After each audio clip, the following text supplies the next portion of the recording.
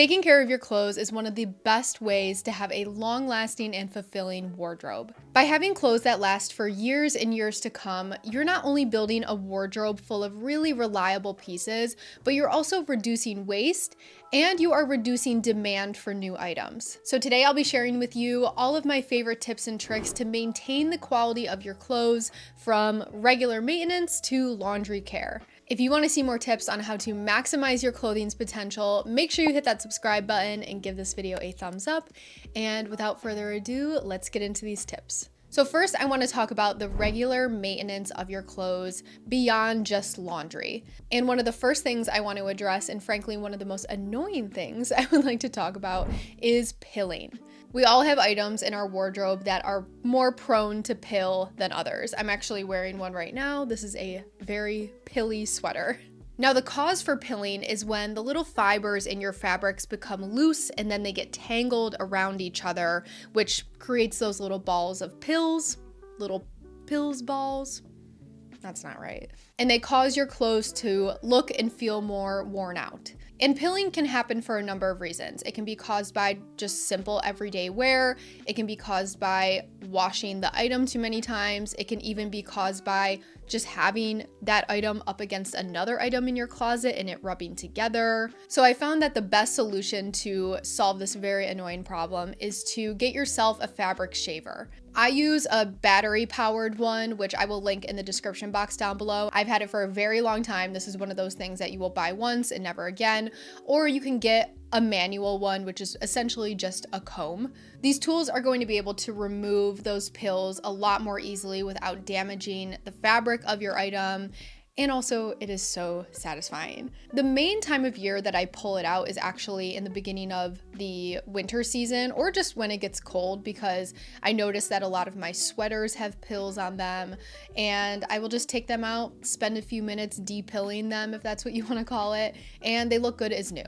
The next thing I want to talk about is stain removal. I like to think of myself as a little bit of a stain expert. There has rarely been a stain that I haven't been able to get out. And as a self-proclaimed stain expert, I want to give you one huge tip, one golden rule about stains. If the stain is not fully removed to your satisfaction, do not put it in the dryer. The heat from the dryer will set the stain, and then it will be even harder to get out. Now, when it comes to actual stain removing methods, I used to love a Tide to Go pen, okay? And I still kind of do, but they did me a little dirty about a year ago. I had I don't even know what it was. I had some stain on my favorite white t-shirt. I was in LA at the time. I was traveling, and I remember I had my little Tide to Go on me, and you know, I did the thing, and it turned that part of my t-shirt yellow. Now, luckily I was able to get that yellow stain out, but it took a long time and I was so worried I was gonna have to go get a new t-shirt and all this stuff. All is well, we're good. So I recommend having a Tide to Go pen on deck. I just wouldn't use it personally on like stark white items. I would pretty much just use it for an emergency. I think I've had the same Tide to Go pen for like 5 years at this point. So that's my first recommendation, especially if you're somebody who's more on the go and you want a more portable option. And my other recommendation for stain removals is to use items that you have within your home. I am a huge fan of Dawn dish soap. I think it is a miracle soap, truly. It's really great for getting out oil and grease, and you need to let it sit for a little bit generally. Sometimes you have to do a couple rounds of it, but I'm sure most of us have Dawn dish soap at home. If not, you can go get a little thing of it and it'll last you forever. Baking soda is also a really great option for lifting stains. You can mix it into a paste. Sometimes I'll just throw it on something dry if it needs to get soaked up. I don't really use spray stain removers. I kind of would just rather use essentially what I have in bulk at my house. But I do remember using the OxyClean spray a couple of years ago and it worked well. It just hasn't been something that I've needed since I've used these other items. So that is all my recommendations for you when it comes to stain removal. Next, let's talk about steaming. I use my steamer pretty much every single day because wrinkles are the true bane of my existence. But beyond obviously how it can make your clothes look being wrinkle-free. Steaming is also really great to kill bacteria. So this is especially good for any items that you're not washing super often, which I'll get to in a little bit, but things like outerwear or your jeans. If you feel like maybe they need just a little bit of a refresh, but they're not ready to hit the wash, you can just steam them and it'll kill any of the odors or bacteria within reason that is on the item. Not much else to say about steaming other than it is multi-beneficial. I recommend everyone has a steamer, and a steamer is also going to be another thing that you're going to buy it once and have it for life. I've had mine also since college, and it's in great shape, and I imagine it's going to last forever. The next thing I want to talk about when it comes to regular maintenance is layering your clothes. Certain types of fabrics, especially synthetic fabrics, have a tendency to trap odors more easily, especially from what I've noticed in sweaters and knits. And this is especially true, of course, if you wear them for a longer period of time without washing them. So I found that one of the best ways to avoid this is to just layer my clothes. I'm actually doing it right now, unintentionally for this video, but here we are. I have a long sleeve shirt underneath this sweater, and it works well. It makes it so that I don't have to wash this sweater, which I actually have to hand wash more frequently than I need to. It helps create obviously a barrier between your skin and the sweater, and I just like it because it reduces the amount of times that I need to wash it, and in return, that makes my clothes last longer. And the last thing I want to talk about when it comes to regular maintenance is mending your clothes. I think it's really important for us to adopt the mindset that just because something has a flaw in it doesn't mean it's unwearable, and it doesn't mean that it's automatically trash. And frankly, all this requires is a little bit of open-mindedness and YouTube, Google, Reddit. Those three places will teach you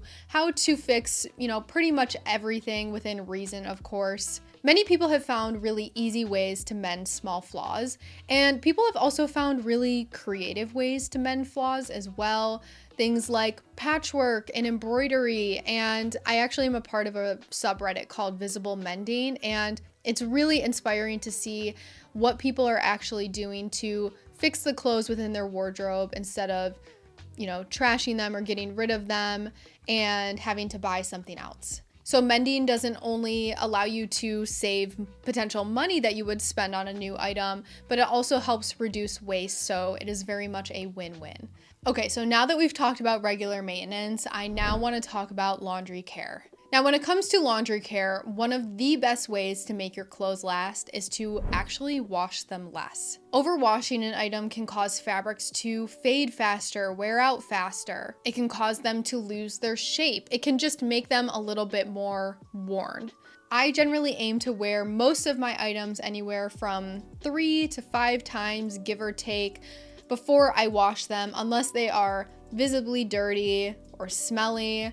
Obviously, the exceptions to this are like socks, underwear, activewear, things like that. But everything else in my closet is fair game when it comes to a more infrequent washing cycle. Even Levi's recommends that you wash your jeans every 10 wears to maintain the integrity, to maintain the shape. And not only are you obviously preserving the fabric of the item, but you're also preserving water and you're preserving energy. And the less you wash your synthetic materials, the less microplastics are ending up in water, which then are less microplastics ending up in our oceans. So there are so many benefits, not only personally to washing your clothes less, but also to the environment. And another thing about washing your clothes less is that it saves you time. Let's just say that you do your laundry once a week, and when you wash things less frequently, you're doing it once every 2 weeks or once every 3 weeks. You gain that time back to do whatever you want with it.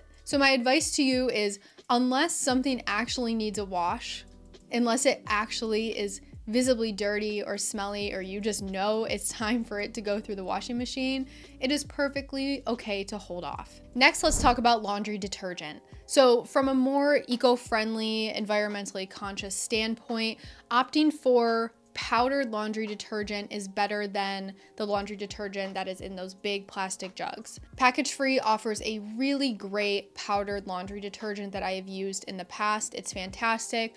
Or another option you have is to make your own powdered laundry detergent at home. You only need a couple of simple ingredients. I will leave a link to an article down below on how you can actually do this. It's not only going to be cheaper for you at the end of the day, but it's also going to be way better for the environment and your clothes. Now, one more thing about laundry detergent that I wholeheartedly encourage you to avoid is fabric softener. I frankly just don't see the point, but it also coats the fibers of your clothes in a chemical that makes them feel softer, obviously. And over time, after using fabric softener, it can reduce the absorbency of that fiber and the breathability. And it can also create buildup in your washing machine. So I don't really know why people choose to use fabric softener. Obviously, I know it allegedly makes your clothing more soft. I don't think that was ever a thing that we used in my house growing up, and it's definitely not something that I use now. So anyways, that's just my opinion. I don't think it's really necessary, and I think that it does more harm than good. Now let's talk about pre-laundry prep and washing. First things first, when you go to put something in the washing machine and you're not sure how exactly it's supposed to be washed, whether it's new or whether it's something that you're just nervous about washing, read the care instructions. They are there for a reason. They will tell you exactly how you need to wash something. If it says hand wash it, I recommend hand washing it. If it says wash in cold water, I recommend washing it in cold water, etc. Now, you also have the option to separate your laundry by color. I know that some people do this and I know some people don't. I know it is personal preference, so very much optional. I personally have a lot of lighter wash clothes within my closet that I would be very upset if they happen to get discolored. So I separate my colors in just to light wash and dark wash. I don't do anything crazy. I also will generally opt for cold water or even the delicate cycle, especially when I'm washing something that needs to be handled with care. Or if something is just really fragile and I know it probably shouldn't go in the wash, even if it says it's okay, I will just hand wash it. It's not a big deal. And the other thing I want to recommend is that before you actually throw things in the wash, make sure things are zippered, make sure they are buttoned. I find this to be beneficial when it comes to preventing any type of snagging when they're in the washing machine. It does take a little bit of extra effort, but like I always say, if you want to be a mindful consumer, if you want your clothes to last long, if you want to enjoy a wardrobe that you love, you're gonna have to put in a little bit of effort. You can also turn your clothes inside out. I will do this pretty much for my jeans, but I'll also do it for some other items as well, especially items that I know desperately need to be washed, because when you flip it inside out, I feel like there's more of a guarantee that the parts that were touching your skin are actually getting clean. So that's another piece of advice. And the other thing I recommend is to always check your pockets. Again, it takes a little bit of extra effort, but it is well worth it, especially if you're someone like me who is highly addicted to chapstick and you always have one in your pocket. Exhibit A. I have washed and unfortunately dried many a chapstick, and I'm not crying about the loss of the chapstick. I'm mostly upset about the fact that the oils in the chapstick get on my clothes. I have a pair of trousers that I did this with a couple months ago. I have worked diligently on getting the stains out. It's gone fairly well, but it's been months. I'm still working on getting those stains out. So do yourself a favor, check your pockets. Next, let's talk about drying. There are a few key things when it comes to drying your clothes that are not only going to help extend the life of them, but also reduce your environmental impact. First things first, avoid using dryer sheets. Might be controversial, I'm not really sure. I feel similarly to dryer sheets that I do about fabric softener, where I'm kind of just like, what's the point? I know that they can make your clothes smell good. I obviously know that they reduce static, but I just have wool dryer balls and they get the job done. I don't really care if my clothes smell like a fresh floral field of daisies. Like, that's not something I really care about. I know that my clothes are clean. I know they don't smell. So I personally just don't really care about having like an entire fragrance throughout my entire closet. So if I were you, I would recommend wool dryer balls. Not only do they help reduce static, of course, but they also improve the air circulation within your dryer, which then makes your clothes dry quicker. So you don't have to dry them as long and you are reducing energy. I also highly recommend air drying whenever possible. Get yourself a clothing rack and air dry any items that are more delicate or anything that you just don't want to be warped from high heat. Air drying is just a way more gentle option. The dryer kind of freaks me out a little bit because I know that, over time when you put things in the dryer long enough, it's going to break down the fabric of the item. It's going to weaken the fabrics, and that can cause things to lose their shape. That can cause things to look really worn out. So having a clothing drying rack on hand will do wonders. I know that air drying requires a level of patience that machine drying does not require. And there are plenty of times where I need something immediately and I just throw it in the dryer because it's quick, but I try to avoid it as much as possible, especially because it really only takes a day, sometimes 2 days, depending on the item, for things to dry. And that's a period of time I am totally okay with waiting. Okay, so the last thing I want to quickly mention is post-laundry care. Personally, my system for post-laundry care is pretty straightforward. I hang anything that wrinkles easily, like tops and dresses, and anything that is too bulky to fold, I will hang. Sweaters and knits are the exception because I have found many times in my past I go to hang a sweater or a cardigan or any type of knit item and the hanger misshapes the shoulder. It creates like a little bump, and that drives me nuts. And then I also fold pants and jeans. Obviously you can hang pants and jeans if you would like to. I just don't have enough space in my closet, so those things are folded. So my most important recommendation to you is to avoid hanging things that have the opportunity to become misshapen from the hanger. But other than that, how you store your clothes is going to be dependent on your personal preference and also the storage that you have available. But my personal goal and my priority when it comes to storing items is to just maintain the integrity of the item when it comes to the shape and its fabric. So whether it's folding the item or hanging the item, just find whatever works for you and your individual space and you will be good. All right, you guys, if you've made it this far, thank you so much for watching. Leave a comment down below sharing whatever tips you have for maintaining the longevity of your clothes, like what has worked well for you. I know for me personally, washing my clothes less has done wonders. Like comparing my clothes from 10 years ago to now, there's a huge difference, and I fully believe that that's because I've been washing them less. As always, I am so appreciative of your support, and I will see you guys in the next video. Bye.